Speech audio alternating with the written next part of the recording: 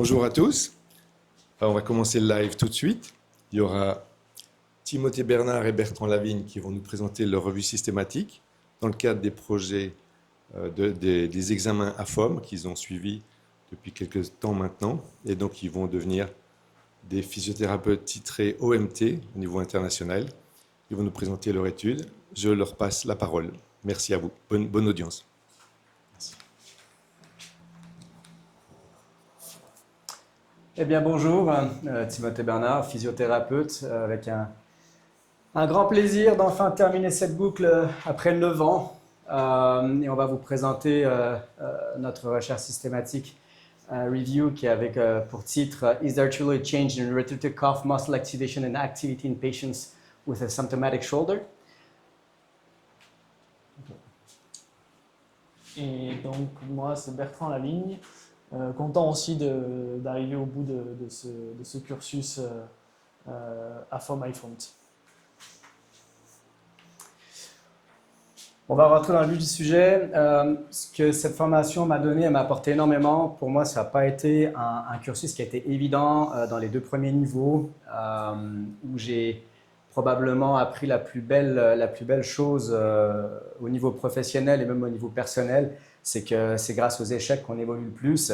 Je fais partie de ces gens qui ont échoué à l'examen du niveau 1, du niveau 2A, excusez-moi, pour des raisons qui étaient inhérentes et non inhérentes.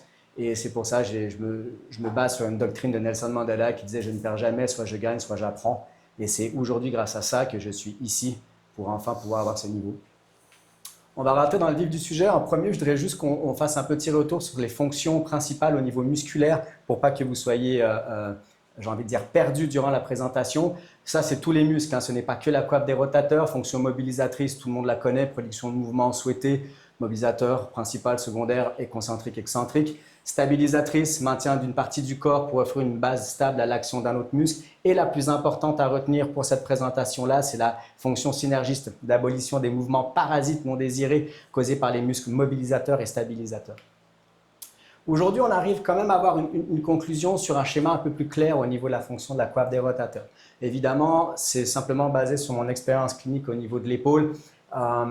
Les gens peuvent dire qu'ils sont OK avec ce schéma-là, d'autres diront absolument pas. Il y a plusieurs schémas qui sont disponibles au niveau de la fonction de la coiffe des rotateurs et de toute façon au niveau de l'épaule, un schéma de fonction de coiffe des rotateurs qui est intégrable et à 100% vrai, je pense qu'il n'y en a aucun et je suis le premier à dire que même le schéma de fonction que nous on présente a des failles. Dans tous les cas, on sait aujourd'hui, et c'est vraiment une tangente qui est en train de se prendre, qu'on a vraiment 3 fonctions principales au niveau de l'épaule. La stabilisation qui est vraiment au niveau passif. Donc, c'est une précontraction, il y a une cocontraction de la coiffe antérieure et postérieure qui va permettre après un fulcrum, proprioception et après d'initier le mouvement. Le deuxième, c'est le contrôle moteur. Donc là, on est vraiment dans la fonction synergiste avec la capacité à annihiler les mouvements parasites. Et finalement, la force mobilisatrice et le retour à la fonction de l'épaule. La plus longue et la plus importante reste la force et retour à la fonction, mais il ne faut pas oublier une chose. Si le premier pilier qui est la stabilisation est déficiente, automatiquement le contrôle moteur sera déficient, automatiquement il n'y aura pas de génération de force. Si on a une bonne stabilisation mais qu'on a un mauvais contrôle moteur, c'est pareil, on n'arrivera pas à générer de la force. Aujourd'hui, est-ce qu'on a des études qui nous ont prouvé, des recherches qui nous ont prouvé qu'on arrivait à avoir des fonctions bien définies au niveau de la coiffe des rotateurs, principalement au niveau du premier pilier à stabilisation? La réponse est oui. Comme je disais, premièrement, il y a toujours une cocontraction qui vient se faire au niveau coiffe antérieure et postérieure qu'on appelle la cocontraction et qui va finalement faire un fulcrum, qui va prendre la tête sumérale et qui va venir la coller au niveau de la glène. Ça a été prouvé d'ailleurs en 2000, c'est une vieille étude, mais qui a été très précise au niveau de cette recherche. Et ils ont bel et bien montré que supraépineux, infraépineux et petit rond, ils étaient actifs entre 80 et 190 millisecondes, 190 millisecondes pour les autres francophones, avant le début du mouvement réel, et entre 10 et 120 millisecondes avant l'activation des muscles deltoïdo-pectoraux. Donc, ça appuie l'hypothèse aussi, si jamais cette étude la définit, que le supraépineux n'est pas activé dans l'abduction, il ne participe pas à l'abduction, mais bel et bien à la rotation externe de l'épaule. J'en profitais pour l'intégrer aussi durant cette présentation. Donc, c'est grâce à ça qu'on sait aujourd'hui que la coiffe des rotateurs va travailler comme stabilisateur dans un premier temps pour venir stabiliser dans sa fonction du premier pilier stabilisatrice. Le contrôle moteur, c'est celui-ci où on a une émergence depuis à peu près maintenant 5-10 ans, et on a enfin des études qui sont fiables, qui sont sorties dans les dernières années. Je l'ai dit, c'est la capacité à annihiler les mouvements parasites de la tête humérale en dynamique. Donc là, on rentre dans le dynamique, et le but, c'est de combattre les inhibitions. Aujourd'hui, est-ce qu'on sait qu'il y a des inhibitions au niveau de la coiffe des rotateurs? Oui, c'est la PIMI et l'EMI. PIMI, c'est pour Pain Induced Motor Inhibition, et l'EMI, Arterogenic Muscular Inhibition. Donc oui, comme je disais, on sait qu'on a des causes. On a la PIMI et on a l'EMI, et ce qu'on sait aujourd'hui, c'est que ça fait une altération sur l'activation et le synchronisme des muscles de la coiffe des rotateurs et des péricoiffes. Ça diminue le couplage de force, le fulcrum, donc le premier pilier stabilisateur, qui va amener derrière aussi à des problèmes au niveau du contrôle moteur et au niveau de la stabilisation dynamique de la coiffe. Donc, ça implique plusieurs niveaux. Il ne faut pas oublier que ça implique plusieurs niveaux le neuromoteur. Il y a l'intention consciente d'effectuer un mouvement, l'ajustement automatique non contrôlé, ça c'est bien important de le comprendre, que c'est non contrôlé des mouvements en fonction des retours sensoriels, et ça touche majoritairement les muscles profonds et stabilisateurs. Et donc ça, c'est la fonction synergiste en réalité. Maintenant, ce qui est assez intéressant avec le schéma moteur, pour ceux qui ont déjà fait un peu de douleur, de neurophysiologie de la douleur, ça va probablement leur rappeler quelque chose. Très belle formation d'ailleurs qu'on voyait au niveau 2B, au niveau Maitland, où tout passe en premier d'une intention de mouvement qui vient au niveau du muscle, qui va passer dans le motoneurone. Du motoneurone, ça va suivre les corticospinal tracts qui vont monter jusqu'au cerveau. Le cerveau va analyser la demande et il va y avoir le phénomène contraire. Il y a aussi quelque chose d'extrêmement important, il ne faut pas oublier l'interneurone qui se situe entre les deux motoneurones au niveau de la moelle épinière. Et tout ça, ensuite, va être modulé grâce aux mécanorécepteurs. Les mécanorécepteurs principaux au niveau articulaire musculaire, petit rappel anatomique, on a les fuseaux neuromusculaires. C'est vraiment un réflexe myotatique, c'est sensible à l'étirement. Les organes tendineux de Golgi, sensibles à la tension musculaire, et les récepteurs articulaires qui sont dans les capsules, ligaments, et ils sont sensibles à la pression, mouvement, vitesse, position articulaire, donc c'est très proprioceptif. C'est grâce à ça, en fait, à ces réponses au niveau des mécanorécepteurs qu'il va y avoir après le message au niveau du cerveau qui va ajuster en fonction de. Donc, ce qu'il faut savoir, c'est que l'inhibition au niveau de la douleur, elle est réflexe, elle se fait directement au niveau du motoneurone à cause de l'interneurone dans la moelle épinière. Et malheureusement, l'interneurone, il vient moduler en inhibition où il coupe directement le signal, ce qui va causer après des manques d'activation ou carrément manque complet de contraction au niveau musculaire. L'EMI, elle, est un peu plus différente. Ça touche vraiment le fait que les mécanorécepteurs soient atteints et c'est spécifiquement lié aux articulations. C'est une inhibition qui est périarticulaire et normalement c'est temporaire. Malheureusement, les dernières études démontrent qu'on pensait que c'était temporaire, mais il pouvait rester sur du très long terme. Ce que ça va entraîner, on le sait, on commence à être un peu plus au clair là-dessus, c'est coordination altérée du mouvement et ça fait aussi des changements dans les schémas d'activation musculaire, difficulté importante à stabiliser l'articulation qui peut aggraver l'instabilité, faiblesse musculaire due à la réduction de l'activation musculaire et ça amène sur des instabilités chroniques puisque les muscles qui sont atteints et affaiblis, c'est souvent les muscles profonds et stabilisateurs, ils n'arrivent plus à stabiliser de façon adéquate. Conclusion, on sait aujourd'hui que l'EMI et l'inhibition neurologique causée par la douleur, la PIMI, font partie des phénomènes altérants qui vont avoir un impact sur la stabilisation passive dans un premier lieu, contraction fulcrum, le contrôle moteur, donc tout ce qui est dynamique, ou lors des mouvements, la tête humérale, n'oubliez pas qu'elle joue au ping-pong. Et c'est vraiment le rôle de la coiffe des rotateurs de venir annihiler les mouvements parasites pendant le mouvement. Est-ce qu'aujourd'hui, on a des recherches cliniques qui confirment l'existence de changements d'activation et d'activité de la coiffe des rotateurs chez les patients symptomatiques? La réponse, elle est oui. Aujourd'hui, on le sait, mais ça fait pas très longtemps. Ça fait maintenant à peu près 3-4 ans, voire 5 ans maximum qu'on sait qu'on a des changements grâce à ça et on vous expliquera pourquoi. Ça, c'est 2 études qui ont été sélectionnées, qui sont revenues dans nos recherches pour la sélection des articles. Ce sont des revues systématiques, donc évidemment, elles ont été exclues de notre étude. Ce qui est intéressant, c'est que les 2 études cherchaient la même chose que nous. Ils ont sélectionné 824 articles, il n'y en a que 32 qui ont été incluses. Et les 2 ont démontré qu'il n'y a aucune altération de l'activité musculaire des muscles de la coiffe des rotateurs ou péri-épaule de façon viable et mesurable dans ces études. Mais ce qu'il faut savoir, c'est qu'ils utilisaient comme normalisation au niveau de l'électroneuromyogramme le MVIC, donc le Maximum Voluntary Isometric Contraction. Donc nous, sur la sélection des articles, avec notre équation de recherche, on a trouvé 74 résultats, dont 9 qu'on a tout de suite enlevés par problème de langue ou de doublon.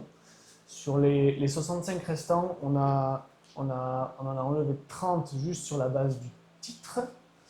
Et sur les 35 restants, on a choisi de garder les critères à chaque fois avec une analyse EMG, un groupe contrôle asymptomatique et un groupe symptomatique avec une pathologie liée à la coiffe des rotateurs.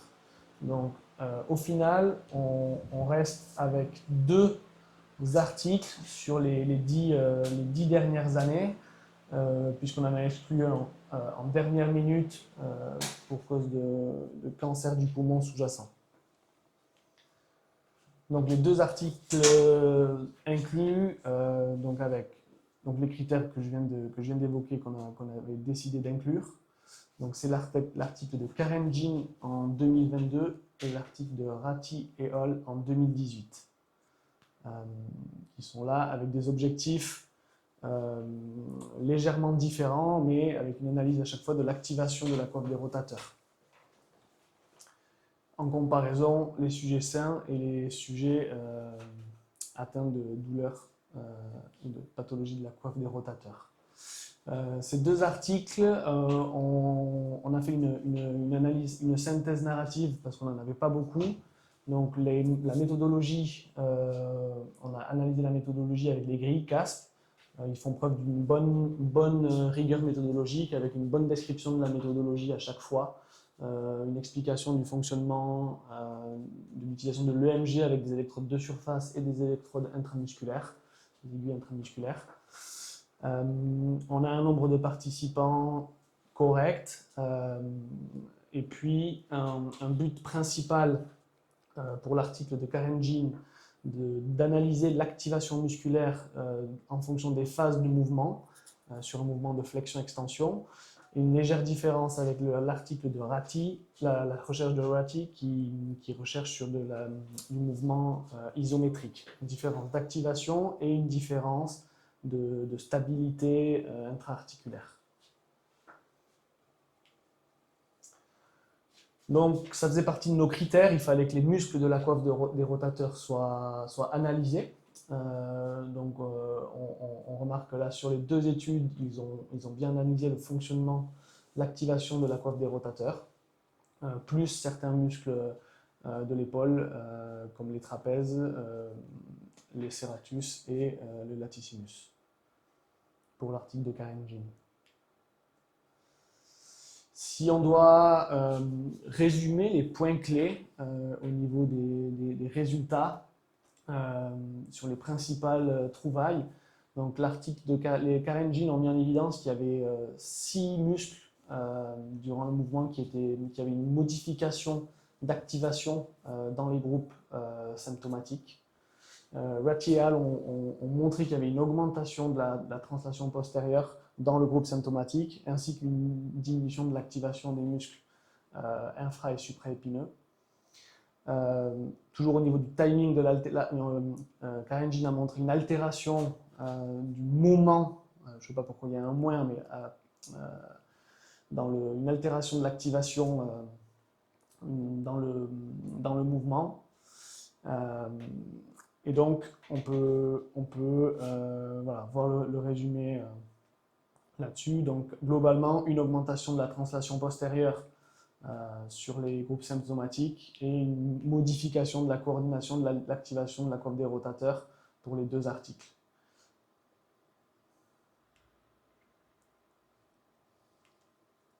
Donc, si on doit récapituler les résultats des deux articles, c'est leurs résultats finaux, donc qui confirment ce qu'on avait vu. Donc les articles, les sujets, les patients atteints de syndrome de douleur lié à la coiffe des rotateurs ont une modification de l'activation musculaire, notamment pour les muscles infra-épineux, supra-épineux, mais aussi pour d'autres muscles tels que le grand pectoral, le trapèze supérieur inférieur et le serratus. Il montre également des modifications de mobilité intra-articulaire, de stabilisation et de synchronisation de la coiffe lors de cet ajustement de stabilisation. Et enfin, les deux articles ont montré que le supra et l'infra-épineux étaient souvent les plus concernés dans la modification de recrutement par rapport à un groupe non atteint de pathologie de la coiffe des rotateurs. Donc, la vraie question qui se posait, c'est pourquoi les deux études systématiques qui avaient été faites, en plus par des très gros noms, dont Tania Pizzari et aussi d'autres Québécois de l'Université Laval au Québec avec Desmeules et Oliveira qui ont participé à l'étude d'Oliveira. Alors déjà, eux, c'était sur 2014 et 2011, donc les études de Ratty et Hall et de Jean et Hall n'étaient pas encore disponibles. Et c'est surtout qu'en fait, ça va plus loin que ça. Il faut comprendre que le gold standard de tout ce qui est électromyogramme sont en fait les contractions maximum velocity isometric contraction, donc sans mouvement. La différence sur les deux études, c'est que là, ils ont voulu intégrer le mouvement pour voir la réaction au niveau de l'EMMG. Et d'ailleurs, c'est une très belle étude qui a été faite par Stephen Sudham qui priorisait les tâches dynamiques et balistiques et ils ont clairement démontré que déjà, c'était mieux normalisé et elles offrent une fiabilité intrasujet supérieure et produisent des valeurs EMG maximales. Et du coup, le fait que le corps soit libre de travailler comme il voulait, on arrivait à avoir sur tout le mouvement le retour d'informations au niveau de l'activation musculaire. Ça fait partie de l'étude de Karen Jim qui a été retenue. Et en fait, ils nous montraient, et ils montrent dans leur étude, les graphiques au niveau de l'activation, de la différence d'activation chez les symptomatiques et non symptomatiques, au niveau des muscles de la coiffe et au niveau des muscles périscapulaires. Si on reste sur la coiffe des rotateurs, on peut très bien voir que le supraépineux a une activation qui est complètement différente et surtout des valeurs d'activation qui sont complètement altérées. L'infraépineux, c'est le plus important. On voit clairement qu'il devient anarchique dans sa contraction. Idem pour le subscapulaire, on peut voir des nettes diminutions et des changements d'activation. Et en général, on ne verra jamais le petit rond puisqu'il est rarement inclus. Il n'a pas d'intérêt clinique aujourd'hui au niveau de l'épaule. Ça, j'en profite pour vous montrer que c'est une étude que j'ai en cours actuellement qui est en fait la continuité et je vous présente un des sujets qu'on a passé à l'électromyogramme qui est un électromyogramme de surface si jamais qui est basé que sur le supraépineux et l'infraépineux. Donc on a son côté, le graphique du haut c'est son côté qui est sain, donc sans douleur et le graphique du bas c'est le côté symptomatique. Les 30 premières secondes, les 28-30 premières secondes, c'est en position que tout le monde connaît en R1, rotation externe en R1. Et la deuxième partie, à partir de 28-30 secondes jusqu'à 60 secondes, c'est en R2. Donc, abduction, rotation externe. Et en fait, il continue à faire le mouvement pendant une trentaine de secondes et on a regardé un petit peu l'activation au niveau supraépineux, infraépineux. L'infraépineux, il est sur la ligne continue et le supraépineux, c'est la ligne pointillée. Si on observe maintenant les deux graphiques et qu'on compare les deux graphes, on peut très bien voir que déjà en R1, l'activation du supraépineux et de l'infraépineux chez cette personne qui est douloureuse, on voit qu'il y a une très faible activation autant de l'infra que du supra. Ce qui devient beaucoup plus important, et c'est normal sur une épaule qui est saine, l'activité de l'infraépineux en R2 augmente puisque c'est son principal rôle de soutenir le bras en abduction. Et en fait, ce qui est fort intéressant, c'est qu'on n'a absolument aucun changement dans le temps et dans les millivolts au niveau de son activation. Donc la conclusion de notre étude, en fait, on peut maintenant dire avec certitude que ça apporte des preuves convaincantes que les douleurs chroniques liées aux douleurs de la coiffe des rotateurs peuvent causer des déficits neuromoteurs suite à des désactivations et une dysfonction et un désynchronisme, excusez-moi, au niveau de la coiffe des rotateurs. On sait aussi grâce à l'étude de Rattier et Hall qu'il peut y avoir une augmentation des translations au niveau de la tête humérale qui se font de façon passive et active pendant le mouvement. Et c'est là où ça devient intéressant, c'est que ces observations, ça nous renforce l'importance de stratégies de rééducation ciblées qui mettent l'accent sur la restauration du contrôle neuromoteur et de la stabilité fonctionnelle. C'est une autre étude qui a été très intéressante, qui a été faite par Demeule en 2025, Université Laval au Québec, qui a clairement montré que les groupes qui étaient rééduqués avec un contrôle moteur avaient une amélioration sur les symptômes et sur leur fonction plutôt que ceux qui étaient en force. Donc, sur la base de ces résultats, il y a aussi un changement profond de paradigme qui est nécessaire dans l'évaluation des dysfonctions de la coiffe des rotateurs. Il faut qu'on passe plus sur des ballistic tasks au niveau de l'EMG. Et ça, je pense que ce n'est pas unique à la coiffe des rotateurs et à l'épaule. L'autre chose qui va être aussi extrêmement importante, c'est que ça remet en cause aussi les tests orthopédiques spécifiques de l'épaule, où on se dit, est-ce que vraiment le test de job, qu'on sait qu'il y a une sensibilité, une spécificité qui est cliniquement très faible, on recherche une perte de force, mais est-ce que cette perte de force est finalement causée par ces inhibitions de coiffe à cause de la douleur? Du coup, est-ce que c'est vraiment un test qui est fiable? On sait qu'aujourd'hui, c'est non. Angela Cadogan l'a démontré que des clusters cliniques beaucoup plus spécifiques ont démontré une valeur diagnostique nettement supérieure. Et encore une fois, ça c'est Jeremy Lewis qui l'avait prouvé, une approche thérapeutique fondée sur une catégorisation clinique s'avère beaucoup plus efficace, surtout quand elle est combinée à des exercices basés sur le contrôle moteur tel que j'expliquais.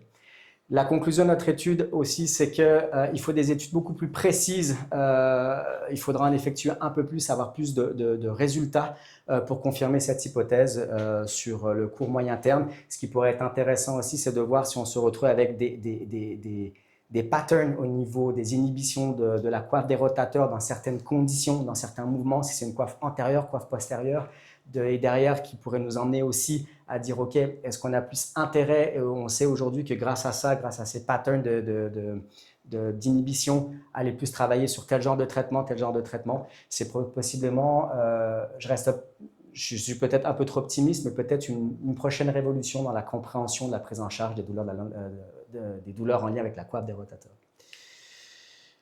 C'est aussi pour ça qu'au niveau de l'épaule, on a très peu d'évolution si on travaille le patient avec de la douleur. Si on continue à faire travailler des muscles sous la douleur, il va y avoir une augmentation de l'inhibition. C'est pour ça que c'est ce que je dis à mes patients, if pain, no gain dans un premier temps. En fin de rééducation, c'est autre chose, mais au début, non. Sinon, vous allez avoir une coupure, vous allez avoir un changement au niveau de l'activation de la coiffe des rotateurs. Et donc voilà, merci beaucoup. Et là, on peut enfin dire qu'on fait tomber le C, qu'on est enfin fellow. Merci beaucoup. Merci. Si vous avez des questions. Oui. Tiens, attends, chaud. Tiens. Juste une question, Timothée Oui. Et Bertrand. Qu'est-ce que vous pouvez donc donner comme conseil aux cliniciens? Alors, moi, mon conseil principal, à la vue des études à la vue de cette étude, mais c'est des études qu'on connaît déjà, qui ont déjà été présentées au niveau de l'épaule avec les modifications de symptômes qui a été présentée en 2011 ou 2012 par Jeremy Lewis, c'est mon principal conseil. Ne travaillez pas une épaule dans la douleur quand il y a de la douleur, que ça soit déjà en passif ou au repos et dans le range of motion, dans le mouvement. Attendez de travailler dans l'inconfort seulement quand l'amplitude articulaire est complètement regagnée. Et vous verrez que si vous poussez trop fort et que vous redonnez des douleurs au niveau de la coiffe des rotateurs, vous allez vite régresser. C'est vraiment de la quantification du stress mécanique. C'est toujours un petit peu flou et difficile à gérer, mais ça fait partie de notre métier d'essayer de s'adapter. Donc c'est vraiment, vraiment mon principal, j'ai envie de dire, recommandation. Une épaule, il ne faut absolument pas la travailler dans la douleur. La douleur va augmenter les inhibitions de coiffe et diminution du contrôle moteur, augmentation des mouvements parasites de l'épaule. Voilà, c'est vraiment au niveau clinique, pour le moment, c'est vraiment ma principale indication. Ouais, j'ai rien à rajouter. Tu as parlé de la quantification du stress mécanique, c'est ce que j'aurais ajouté, mais parfait.